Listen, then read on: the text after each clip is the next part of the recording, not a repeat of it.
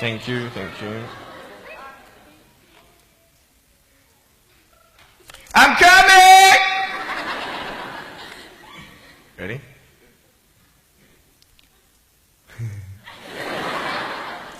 Hey, is that cool? Awesome.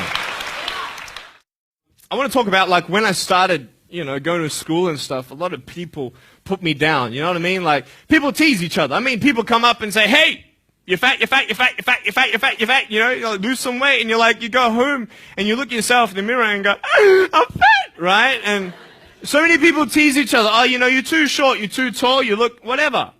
Different hair and all that. It doesn't matter.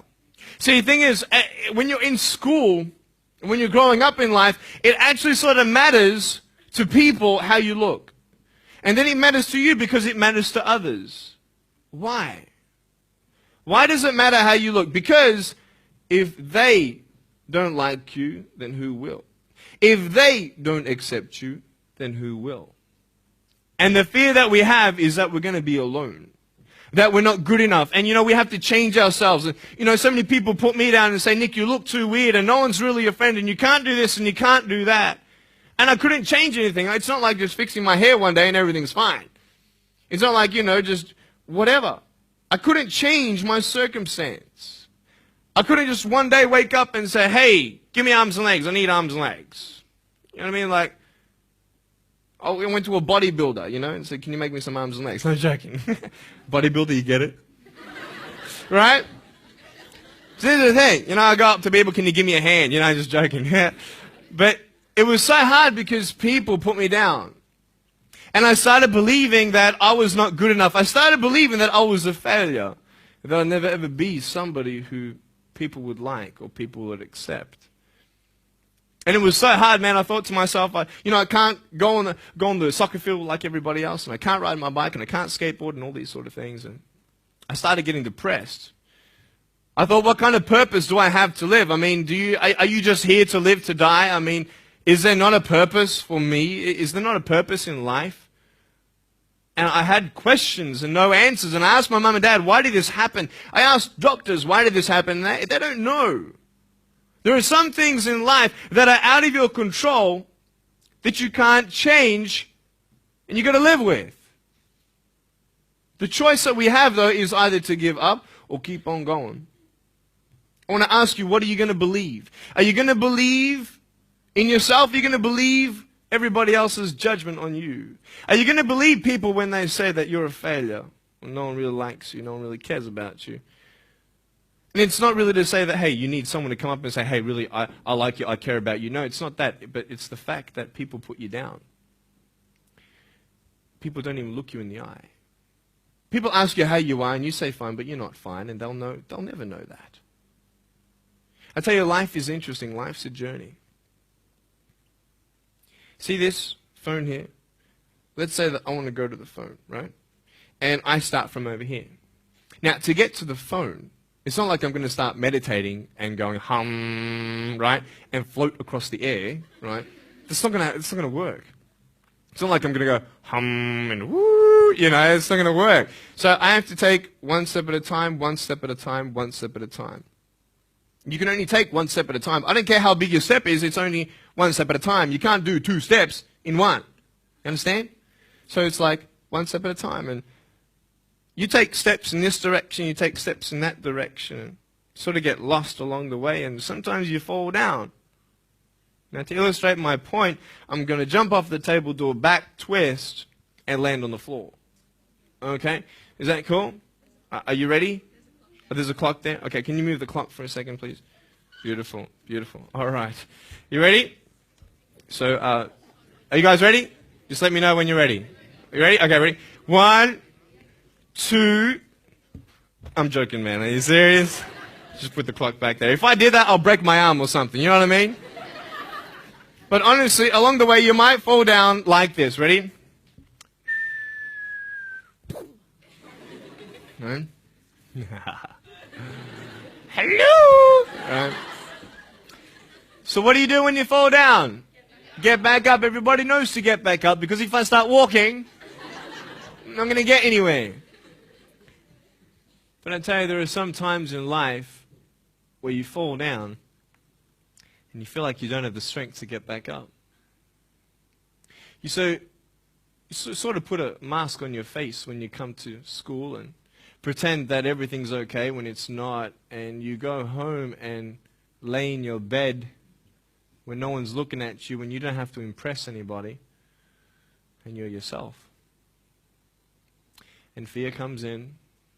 You know the fear that you have as soon as you walk into the doors of your house. Maybe there's a broken home. Maybe you have doubt in your life. Maybe you don't know for sure what's going to be happening in the future, and it scares you. Maybe you're worried about what people think of you, what people say about you. Just that fear paralyzes you. And I just want to ask you today, do you think you have hope? Because I tell you, I'm down here, face down, and I have no arms, no legs. It should be impossible for me to get back up. I mean, you go home and tie the legs and arms of your brothers and sisters and like push them down and see how long it's going to take them to get back up. You know what I mean? You know, you can tell them that you'll see them tomorrow. You know what I mean? But this is the thing. It should be impossible for me to get back up, but it's not. You see, I will try 100 times to get up, and if I fail 100 times, if I fail and I give up, do you think that I'm ever going to get up? No. But if I fail, I try again and again and again. For as long as I try, there's always that chance of getting up. Does that make sense? And it's not the end until you've given up. And just the fact that you're here should persuade you that you have another chance to get back up. There's still hope. I'm not here today to tell you that I understand your pain. I don't know how it feels to be abused. I don't know how it feels to feel, quote, fat and you've got an eating disorder. I don't know how it feels to have a broken home. I don't know how it feels. But I know how it feels to have a broken heart. And I know how it feels to be alone.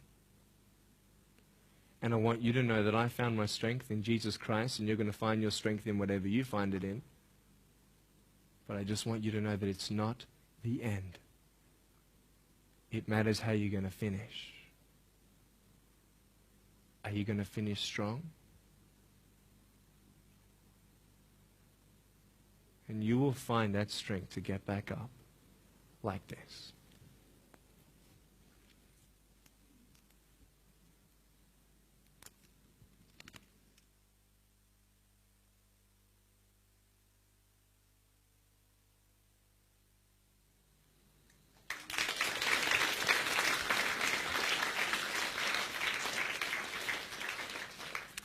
How did I get from depressed to who I am today? Because I tell you, I was depressed. When I was age 8, I used to concentrate on the things I didn't have. I wish I had arms and legs, and I wish I could do this. But what can I do? You see, I have a choice, and that's what I want to talk about today, choices. I can either be angry for not having arms and legs or be thankful for my chicken drumstick. And you see, I can still do a lot of things. At home, I can brush my teeth, comb my hair, get myself ready in the morning. And I'm traveling around the world. It's amazing. But I had to ask myself a couple questions. And the first question was really, who am I? Who am I? I'm Nick Vujicic, but who is that? And it's funny how the friends around you sort of determine who you are. You change yourself. You come to school. And everybody swore around me at high school, so I started swearing. Why? Because it's the cool thing to do. Everybody swears. So I don't want to be left out. And I want to be accepted, so I started swearing. You go to a party, everybody's drinking, so you drink. Why? Well, everybody else around me is doing a big deal. And you start losing yourself, and you start putting your security in temporary things. You start putting your happiness in things that won't last.